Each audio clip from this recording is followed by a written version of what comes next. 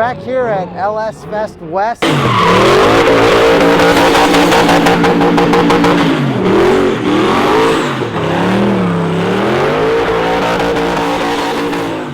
My name's Jeff Kay. I'm from Chatsworth, California. I brought Stokish.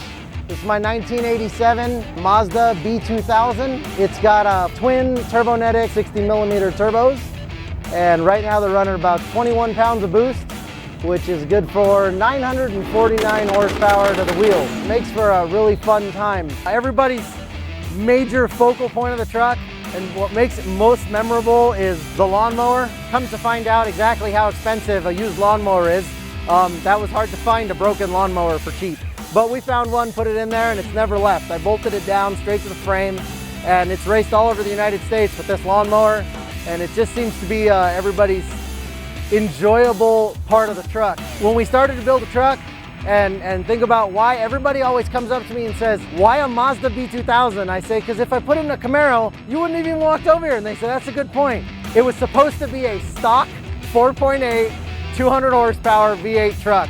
And it just really snowballed heavily, and it turned into this. And it's still happening. Some modifications for this year where we moved the radiator and fans to the back, made a much bigger intercooler in the front. So on that much more efficient setup, I managed to pick up almost 300 wheel horsepower. So I've managed to learn the truck a little better and make it a better truck, make me a better driver with it. It's a street truck, it can drive anywhere. I have no problem sending it on the freeway, as they say. Shows up on a trailer just because other people's cars break, and I usually end up trailering them home. As of right now, I have no plans to make it an automatic. Everybody wants to see it go automatic. It's not a drag car. I like my 4th, 5th, and 6th gear. I'm into 3rd pedal. If a car doesn't have 3 pedals, it's boring.